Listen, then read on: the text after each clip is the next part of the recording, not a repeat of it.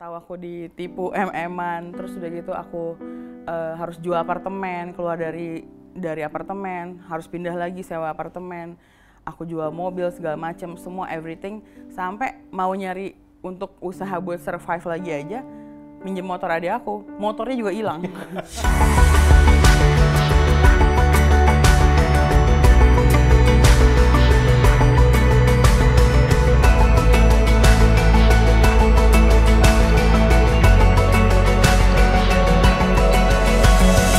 Jangan kasih titik kalau Tuhan mau kasih koma.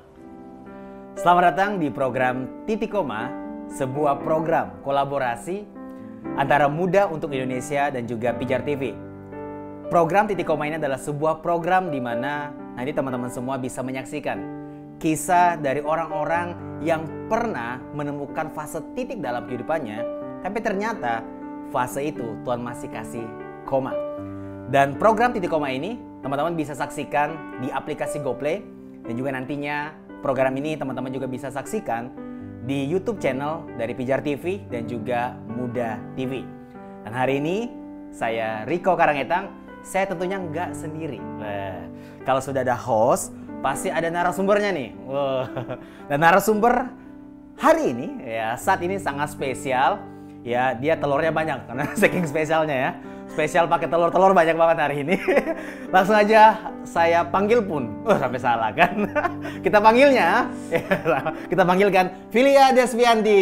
Hai Kak. Karetnya 2 ya? Karetnya 2. Spesial. Phil, boleh perkenalkan dulu. Tadi kan aku udah sebut nama kamu, tapi ada baiknya kalau orang bilang kan tak kenal maka tak sayang. Tapi gue percaya meskipun lu nggak dikenal, lu tetap disayang sih. Ya nggak sih? Nah, lu coba boleh perkenalkan dulu, Phil, nama Filia siapa dan juga mungkin kesibukannya apa sekarang? Oh, oke. Hai, aku Filia. Aku kesibukannya aku bisnis sih. Bidang aku pariwisata, travel agent. Dan aku memang bergereja dan based di Muda. Based Muda ya? Yes. Mama Muda ini berarti ya? Bukan dong. Bukan ya? TikTok kan dong. Oke, Phil, hari ini kan kita akan bahas tentang God's Confidence. Yes. Nah, Filia akan menceritakan kisah-kisah dari kehidupannya Filia, di mana Filia pernah mungkin ya, ini asumsi aku Filia, kamu pernah merasa bahwa dalam kehidupan kamu punya yang namanya self confidence, tapi ternyata dalam perjalanannya yang dibutuhkan bukan sekedar self confident, tapi God's confidence.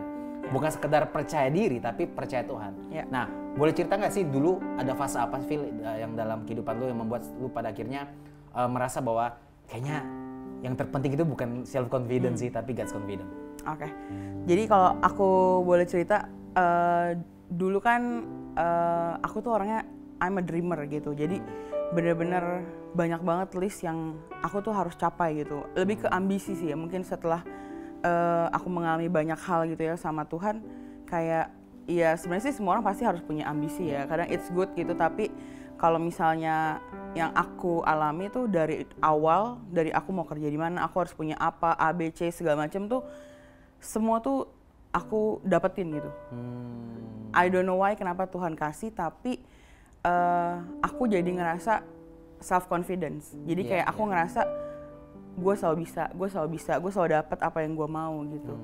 Sampai akhirnya ada di titik dimana Tuhan ambil semua yang Tuhan kasih itu, and everything yang aku udah dapetin, kayak maksudnya macem-macem gitu ya, entah benda, entah apapun lah, pencapaian segala macem. Waktu benar-benar Tuhan kasih di nol lagi, akhirnya aku menyadari bahwa semua itu nggak penting. Karena balik lagi, kalau misalnya aku dapetin semua yang aku mau cuma untuk diri aku sendiri dan nggak ada dampak buat orang lain. Karena hidup kita itu kan memang buat orang lain lagi kan, bukan buat kita sendiri. Jadi itu yang aku ngerasa aku cuma butuh confidence itu dari Tuhan gitu. Bukan dari apa yang aku bisa atau apa yang aku punya. Itu sih. Wow. Nah, waktu Filia mengalami fase yang tadi ya, boleh dibilangnya tuh fase titik nggak, Phil? Ya nggak sih? Buat orang itu kayak, what? Iya. Tiap kali misalnya gue pelayanan ya, gue bawa kisahnya Filia, kisahnya Arthur, suaminya itu keluar ya, itu mereka bilang, ah serius Kak? Iya. Mereka seterpuruk itu, ya, dan buat dunia mungkin itu fase titik banget tuh. Iya. Nah, di fase itu apa sih yang pernah muncul kebohongan-kebohongan dari iblis yang membuat pada akhirnya Filia dan suami saat itu merasa bahwa wah, gua hancur sih. Iya. Gua titik sih ini. Nah, ada nggak sih Fil kebohongan-kebohongan yang sempat muncul dalam pikiran-pikiran Filia sama suami? Mungkin kalau dari rentetannya ya, kalau aku boleh cerita 2021 lah gitu ya, rangkumannya. Itu tuh banyak hal yang terjadi bener-bener suddenly gitu loh, tiba-tiba banget. Maksudnya kayak hal yang aku ngerasa nggak mungkin segampang ini, nggak mungkin Tuhan biarin kayak gini gitu kan. Terus kayak aku tuh bener-bener ngalamin, kalau aku boleh cerita ya, maksudnya jadi aku sakit COVID waktu itu bareng sama Pastor Radit juga gitu kan, sama Arthur ke rumah sakit kayak udah kritis banget segala macem. Terus dari itu aku keluar, terus aku tahu aku ditipu MM-an, terus udah gitu aku harus jual apartemen, keluar dari apartemen, harus pindah lagi sewa apartemen, aku jual mobil segala macem, semua everything, sampai mau nyari untuk usaha buat survive lagi aja, minjem motor adik aku, motornya juga hilang. Kayak terus itu Pastor Radit meninggal, terus mertua aku meninggal, jadi kayak semua tuh dalam 4 bulan kayak semua tuh pergi gitu. Jadi ya kurang ngerasa titik apa lagi ya gitu, maksudnya kayaknya udah sampai ya, maksudnya kalau fase kita marah sama Tuhan kayak honestly pastilah, maksudnya marah sama pasti ada, karena bingung kan, kondisi yang bener-bener kayak gila banget, kayak tahu bangkrut pas lagi sakit di rumah sakit, bener-bener hal yang semuanya aneh gitu, jadi kayak tiba-tiba begini gitu, jadi kayak bener-bener hal yang aku ngerasa ini udah titik kayak oke, Tuhan mau apa lagi? Aku udah sampai di titik, aku tanya Tuhan mau apa lagi? Tuhan mau gimana lagi? Tapi waktu aku tarik lagi setahun kemarin, bener-bener aku ngeliat penyertaan Tuhan gitu. Jadi itu yang bikin aku confidence, karena Tuhan percaya sama aku dan Tuhan masih percaya sama aku. So yang aku lagi belajar dan aku lagi coba hidupi gitu ya, God's confidence yang aku perlu dimanapun ya, di area apapun gitu, kayak di kerjaan, di pelayanan, di social life, semua tuh itu kita cuma butuh God's confidence. Karena ya kita nggak bisa ngapa-ngapain sih. Kayak aku di titik aku nggak bisa ngapa-ngapain, dan aku tahu masalah aku nggak bisa selesai sama kita sendiri. Jadi kita tahu dan sampai kita sadar kita cuman perlu Tuhan, dan cuma Tuhan yang bisa bantu. Itu doang. Karena mungkin gini ya, Phil ya, selama ini Filia itu sudah kebangun yang tadi ya, self confident. Fokus sama apa yang Filia bisa, fokus sama apa yang Filia punya dan juga suami punya dan bisa. Saya pada akhirnya lupa bahwa semua juga milik Tuhan, ya nggak sih? Sampai pada akhirnya ada satu titik yang tadi ya, benar-benar sudah terpuruk, titik menyerah, yang buat pada akhirnya secara nggak sadar, secara apa ya, mungkin keadaan ya yang mendorong Filia di titik menyerah itu, akhirnya Filia mau berserah, berserah sepenuhnya karena udah capek ya nggak sih? Mau andalin kekuatan nggak bisa, dan kayak siapa lagi yang bisa dipegang? Betul. Ya, benar cuma Tuhan doang. I have nothing to buat apa ya, maksudnya kayak untuk argumen sama Tuhan tuh sampai udah nggak ada lagi. Karena kayak aku ngerasa benar-benar udah titik, ini udah selesai, oke. Are you happy God? Gitu. Kayak, tapi balik lagi sih, maksudnya setiap kali aku sama Arthur tarik ke belakang setahun kemarin, kayak kita benar-benar nggak kelaparan, kita nggak tinggal di jalan, kayak Tuhan pelihara, Tuhan kasih apa yang kita butuh, bukan apa yang kita mau ya. Karena kan selama ini aku selalu mengandalkan apa yang aku mau dan aku udah dapet, aku selalu bisa dapat. Jadi aku nggak pernah ngerasa 100% ini Tuhan yang kasih. Kayak mungkin hal itu kan kadang terselubung ya, karena itu nggak bisa kita sadari saat kita lagi di posisi baik gitu loh. Jadi waktu kita di posisi lagi nggak baik, tapi kita lihat Tuhan tetap setia, sekalipun kita nggak setia, ya itu gila sih. Itulah ya, maksudnya memang pada akhirnya ya, kalau kita lihat di Alkitab juga di Pengkhotbah 3 ya teman-teman ya, segala sesuatu itu ada waktunya, segala sesuatu ada masanya. Jadi berarti masalah kita pun ada waktunya, nggak selalu masalah itu akan selalu kita terima, karena pasti ada waktunya di mana kita akan ada expire date-nya lah ya. Masalah itu ada expire date. Sama juga sukacita kita pun karena keadaan ya, karena keadaan itu pasti ada expire date-nya juga. Karena ada waktu kita bersuka, ada waktu juga kita akan berduka. Tapi kalau diperhatikan ya dalam Pengkhotbah 3 itu di ayat yang ke-14 itu dikatakan begini. Semua itu memang harus terjadi. Apa yang semua itu maksudnya segala keadaan yang labil itu memang harus terjadi. Tujuannya cuma satu, supaya manusia takut akan Tuhan. Jadi kelabilan keadaan, ketidakpastian keadaan itu pasti akan kita terima. Bahkan kelabilan orang yang suka berubah-ubah itu pasti kita akan alami. Tujuannya cuma satu, supaya kita nggak berharap sama yang nggak pasti. Kita nggak berharap sama yang labil, tapi kita berharap sama yang pasti dan sama yang stabil, yaitu Tuhan. Makanya goalnya selalu adalah takut akan Tuhan. Ya, dan aku suka banget ini. Ada satu statement dari Elitia Hosana, nih anak kita juga di gereja kita juga di Muda. Dia pernah bilang begini, aku boleh kehilangan pekerjaan, tapi aku nggak pernah kehilangan pemeliharaan. Ya, setuju. Ya, Setuju. Filia dan suami. Ya, siapa nama suami kamu? Aku lupa. Sule Arthur, ya. Sule bukan dong. Bukan Sule. Kamu dan suami kan pasti mengalami nama fase di mana pekerjaan tuh hilang. Bahkan kalian tadi Filia bilang ya, dia ditipu MM-an. Ya, ember ya. Ember. Enggak. Dia ditipu MM-an, teman-teman semua. Dia mengalami kehilangan gembalanya mereka, kehilangan mertua, kehilangan banyak hal, bahkan kehilangan orang-orang yang selama ini ada bareng kalian ya tiba-tiba kok hilang ya pas lagi terpuruk ya. Nah itu kan nggak mudah ya, tapi itulah ketika kita kehilangan pekerjaan, ketika kita kehilangan orang atau ketika kehilangan orang kenyamanan lah ya, tapi kita itu nggak pernah kehilangan yang namanya pemeliharaan Tuhan. Nah buktinya ya setahun ini ya kalian sudah merasakan pemeliharaan Tuhan yang luar biasa. Nah Phil, apa sih akhirnya menjadi titik balik? Ya tadi di fase Filia dan Arthur dan suami itu benar-benar terpuruk banget. Apa yang menjadi titik balik lah yang membuat Filia sama suami itu percaya bahwa gak nih, gue pada akhirnya emang cuman Tuhan yang bisa gue andalkan. Pasti ada momen-momen tertentu atau ada orang-orang atau keadaan tertentu gak sih yang membuat akhirnya Filia dan suami menyadari bahwa ternyata Tuhan masih kasih koma gitu. Gimana?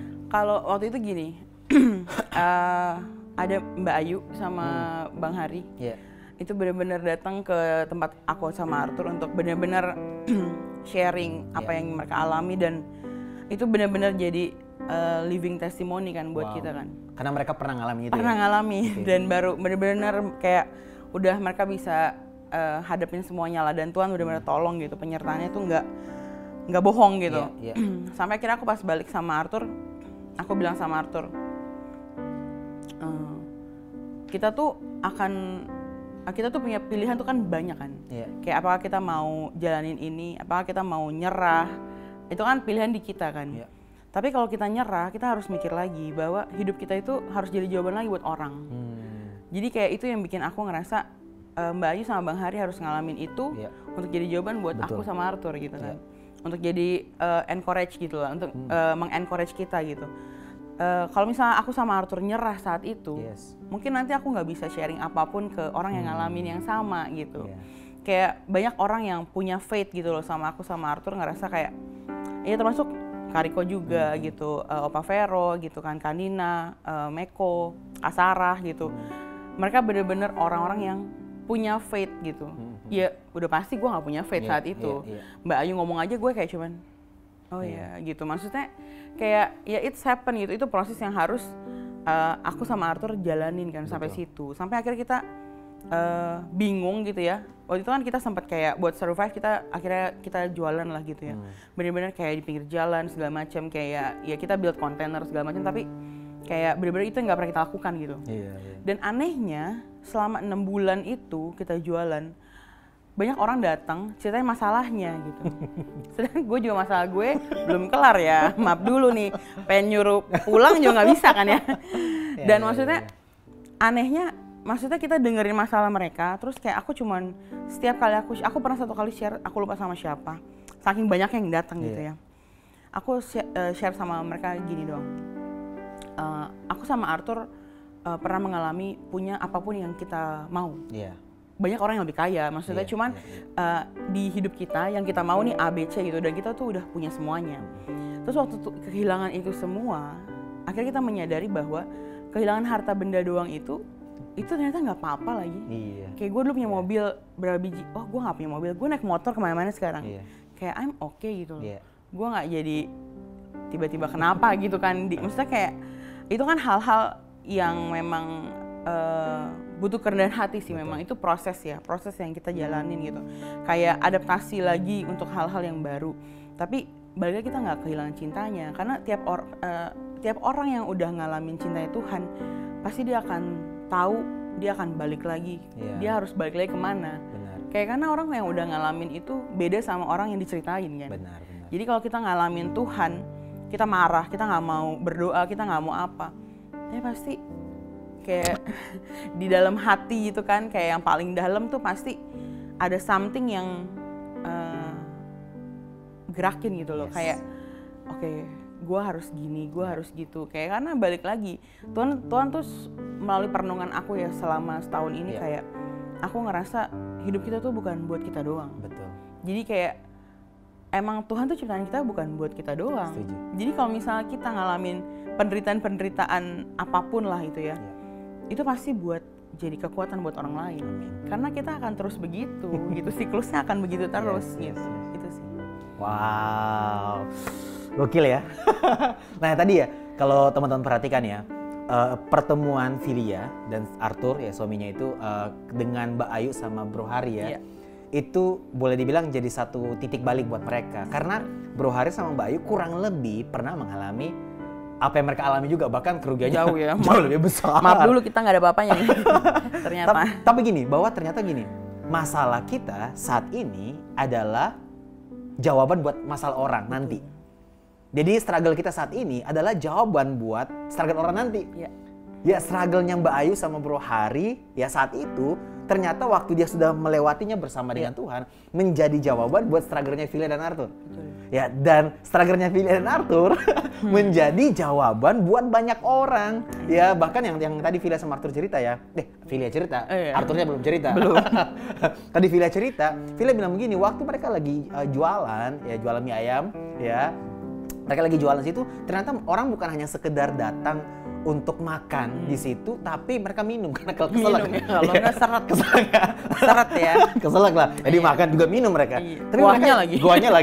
Nggak bisa minum. Tapi mereka juga curhat sih ya. Iya. Nah, yang uniknya di sini, kalau teman-teman perhatikan ya, Filia dan Arthur mau. Dan gini, aku selalu percaya hal ini. Dan mungkin teman-teman semua yang menyaksikan acara ini, program Titikoma ini pasti pernah mengalami hal ini. Bahwa gini, waktu kita punya masalah, kok Tuhan kirim orang bermasalah? Ya nggak sih? Pernah nggak sih ngalamin? Lagi punya masalah nih, terus ada aja Tuhan kirim orang yang bermasalah. Tahu nggak? Itu sebenarnya tanda dari Tuhan. Tuhan mau sampaikan kepada kita bahwa kita hidup bukan sekedar menantikan jawaban, tapi harus belajar menjadi jawaban. Ya karena Tuhan ciptakan kita itu untuk sebuah tujuan. Betul. Ya Matius 15 ayat 16 katakan, bukan kamu pilih aku, tapi aku telah memilih kamu. Dan aku telah menetapkan kamu untuk pergi dan menghasilkan buah, dan buahmu itu tetap. Jadi waktu Tuhan pilih kita, Tuhan sudah tetapkan tujuan. Dan adanya tujuan di dalam kehidupan kita, tujuannya adalah supaya kita nggak sibuk menantikan jawaban, tapi belajar untuk hidup sebagai jawaban. Iya. Bahkan waktu Filia dan suami waktu itu setia untuk menjadi jawaban, tiba-tiba dalam perjalanannya dia menemukan jawaban. Iya. Bahkan gini, ini yang aku pelajari juga dari kisah Filia dan Arthur. Kehidupan kalian sangat menginspirasi aku pribadi karena aku lihatlah dari kalian belum Tuhan percayakan banyak materi sampai kalian ada di puncak banget nih. Puncak banget. Terus sekarang jauh banget nih turunnya. Jauh banget nih. Melewati gunung, lembah nih. Ninja Hattori lu. Ninja Hattori lu. Jadi sempat di puncak, sempat di lembah. Tapi yang gue lihat ini, terkadang Tuhan nggak selalu langsung memberikan jawaban. Iya. Tapi Tuhan bawa kita ke dalam perjalanan. Iya, setuju. Kenapa? Karena dalam perjalanan kita menemukan pengertian. Iya. Dan pengertian itu membuat kita punya kedewasaan. Jadi kedewasaan datang dari pengertian, pengertian datang dari sebuah perjalanan. Makanya buat kita yang lagi punya masalah, jalanin aja. Iya. Ya, Jalanin, prosesnya itu emang gak enak pasti lah. Banget. Kayak setiap pagi rasanya kayak bisa nggak usah bangun untuk ngadepin ini lagi gak. Tapi balik lagi kayak tiap pagi kita bangun, aku sama Arthur selalu sepakat kalau kita punya tujuan. Kayak hidup kita tuh ada purpose-nya. Nggak ada hidup tuh yang Tuhan ciptakan tuh tanpa tujuan. Jadi kayak itu nggak mungkin gitu loh. Kaum rebahannya kita gitu ya. Kayak kita rebahan banget sih kalian, rebahan banget sih. ya. Lebih ke tengkurap sih kita juga. Kayak kita pasti punya tujuan gitu loh. Pasti hidup itu tuh ada dampak buat orang sekecil apapun menurut aku itu. Wow, gokil ya. Iya. Jadi itu teman-teman, jadi ternyata buat kita yang lagi yang tadi ya Filia sama suami mengalami fase nggak mudah, kita harus menyadari bahwa di dalam setiap fase kehidupan kita, setiap musim kehidupan kita, itu ada alasan. Kalau aku sering bilang gini, setiap season ada reason. Setiap season ada reason. Ya, jadi nggak mungkin apa yang kita alami saat ini nggak punya alasan. Betul. Mungkin alasannya kamu harus balik sama Tuhan. Supaya nggak mengandalkan percaya diri, nggak mengandalkan namanya self confident doang, tapi kita benar-benar punya namanya God's confident. Ya. Gitu. Nah, Phil, untuk tutup ya kisah Philia yang sangat menginspirasi kita semua, Philia mungkin bisa kasih encouragement mungkin ya buat pemirsa yang ada yang nonton hari ini, entah nanti di GoPlay atau di YouTube channel, boleh Philia kasih encouragement? Oke, aku cuma mau share satu sih sama teman-teman yang tadi aku udah share juga. Tuhan tuh nggak pernah nyerah sama kita gitu. Tuhan tuh nggak pernah biarin kita tuh lari dari cintanya Dia. Jadi seberapapun jauh kita lari, kita sebenarnya juga tahu kita harus balik kemana lagi gitu. Jadi menurut aku kayak masalah apapun yang lagi kita jalanin, ya cuma Tuhan doang jawabannya. Kita cuma butuh God's confident. Karena kalau kita pakai kekuatan sendiri, percaya diri sendiri, itu nggak akan jadi jawaban buat orang. Karena kita harus menemukan God's confident dulu gitu dalam hidup kita, supaya kita juga bisa share rasa percaya itu, confident itu ke orang lain, dan itu pasti berdampak buat orang. Amin. Tepuk tangan buat Philia dong. Dahsyat, luar biasa. Yes, yes, yes. Ya, aduh, kayak yel Tupperware. Nah, kalau aku gini, Phil, dari kisah yang Philia sampaikan ya, kalau kita tarik Alkitab ya, ada salah satu kisah yang sangat menunjukkan kisah tentang yang namanya God's confident itu. Cerita tentang God's confident, yaitu kisahnya waktu Daud mengalahkan Goliat. Ya, kalau diperhatikan ya, Daud itu nggak self confident loh. Kan dia cuma bawa apa? Kata apel. Dia cuma bawa 5 batu licin. Kalau dia fokus sama apa yang dia punya dan apa yang bisa, ya nggak bisa ya. Tapi kenapa dia punya confident? Karena itu bukan self confident. Karena dia punya namanya God's confident. Nah, God's confident itu dibangun karena 3 hal. Yang pertama karena kedekatan. Kita tahu Daud itu punya kedekatan sama Tuhan itu luar biasa banget, betul ya? Ya, di mana orang gak lihat dia nggak peduli. Karena yang terpenting bukan dilihat, tapi Tuhan lihat. Dia menyembah Tuhan ketika dia lagi mengembalakan domba. Ya, yang pertama dia bangun kedekatan. Yang kedua, dia mau fokus sama apa yang Tuhan persiapkan. Karena kan banyak orang rindu namanya terobosan, tapi nggak banyak orang rindu mengerjakan persiapan. Padahal persiapan akan menuntun kita kepada terobosan. Ya, Daud setia pada apa yang dipercayakan, mengembalakan domba. Ya, makanya waktu dia ngomong ke Saul, dia katakan apa? Aku sudah terbiasa mengalahkan binatang-binatang buas. Ya, dia sudah terbiasa. Kenapa? Tuhan sudah persiapkan dia. Dan yang terakhir, Daud fokus membangun ketaatan. Yang pertama dia bangun kedekatan, yang kedua dia fokus sama apa yang Tuhan persiapkan, yang ketiga dia fokus sama taat sama Tuhan. Karena waktu itu papanya Isai suruh untuk kasih makan buat kakak-kakaknya. Bagin aja, dia nggak pernah kepikiran Goliat, nggak pernah. Dalam kehidupannya dia nggak fokus sama nanti dia akan mengalahkan Goliat, bahkan terobosan datang di situ. Dia nggak fokus ke situ. Tapi dia fokus bangun kedekatan, dia fokus mengerjakan apa yang jadi persiapan buat dia, dan yang ketiga dia fokus taat sama Tuhan. Bayangin aja, rantang makanan itu yang dia mau bawa ke kakak-kakaknya itu, ternyata rantang itu membawa dia kepada kemenangan. Ya, jadi God's confidence itu kita perlu bangun yang pertama dengan kedekatan. Fokus sama apa yang Tuhan persiapkan kepada kita, percayakan kepada kita. Yang terakhir, fokus sama taat sama Tuhan. Maka God's confidence itu akan kita miliki. Jadi kalau selama ini mungkin kita fokus sama apa yang kita punya. Kalau kita fokus sama apa yang kita punya dan apa yang kita bisa, teman-teman pasti akan melihat apa yang orang punya, apa yang orang bisa. Dan teman-teman akan mulai nggak percaya diri. Tapi kalau teman-teman fokus sama apa yang Tuhan punya dan apa yang Tuhan bisa, pada akhirnya apapun masalah yang kalian hadapi, kalian bisa melewatinya bersama dengan Tuhan. Bukan karena kalian percaya diri, tapi karena kalian percaya Tuhan. Amin. Philia, thank you banget. Thank you, Kak Riko. Luar biasa. Tadi suaranya bagus banget pas nyanyi. Aduh. Nggak, bukan. Bukan ya.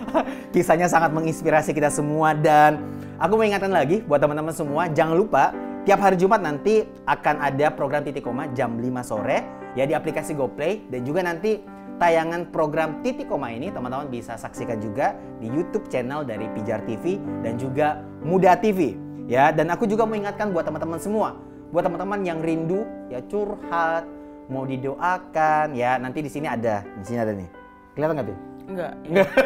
Nanti ada nomor sini. Ada nomor telepon yang teman-teman bisa ngechat, atau mungkin nanti teman-teman bisa teks di nomor telepon di sini. Teman-teman bisa curhat, dan juga buat teman-teman yang mau didoakan bisa tulis aja permohonan doa kalian di situ. Dan juga aku mau ingatin ya, Muda ya menjadi utuh dan asli ya. Singkatan Muda itu kepanjangan dari singkatan dari menjadi utuh dan asli. Nah, muda itu hadir untuk Indonesia. Artinya kita rindu juga. Tadi seperti yang tadi Filia sudah sampaikan, pertemuan dia dengan orang-orang yang berdiri buat dia membuat dia kuat sampai saat ini. Jadi ternyata kita penting banget punya yang namanya komunitas. Untuk itu muda itu hadir untuk Indonesia. Dan khusus buat teman-teman yang ada di Papua, yang ada di Ambon, yang ada di Kupang, yang ada di Manado dan juga di Bali, muda juga punya komunitas. Ya ada muda untuk Bali, muda untuk Papua, muda untuk Kupang, muda untuk Ambon, dan juga muda untuk Manado. Jadi buat teman-teman yang ada di 5 kota besar itu, teman-teman bisa segera follow Instagramnya tuh ya. Tadi muda untuk Bali, muda untuk Manado, muda untuk Ambon, muda untuk Kupang, dan juga muda untuk Papua. Silakan DM Instagramnya. Dan juga buat teman-teman misalnya tidak ada di kota itu, jangan berkecil hati ya, karena kita juga tetap akan reach teman-teman semua, akan jangkau teman-teman, akan terima teman-teman, dan juga akan mendoakan teman-teman dan bertumbuh bareng-bareng. Teman-teman bisa DM di Instagram Muda untuk Indonesia. Dan juga aku mengingatkan juga buat teman-teman semua ya, kalau teman-teman lihat kaos yang aku pakai ya, bagus ya, ini kaos Titikoma, dan juga ada apa nih, kartu pemudi. Enggak dong. Pemuda dong. Pemuda. Cewek dong kartunya. Cewek. Pemuda Sikatan Permainan Menjadi Utuh dan Asli. Teman-teman bisa beli produk-produk ini, ya kaos ini, dan juga ada kartu ini, juga nanti ada beberapa produk juga. Silakan teman-teman kunjungi di Shopee ya. Dengan teman-teman tulis nanti Merch by Muda, atau follow Instagramnya juga di Merch by Muda. Oke teman-teman, senang sekali hari ini bisa berjumpa dengan teman-teman semua melalui program Titikoma saat ini. Dan aku dan Filia undur. Sampai jumpa di program Titikoma selanjutnya. Jangan kasih titik kalau Tuhan mau kasih koma. Yeay! Love you guys!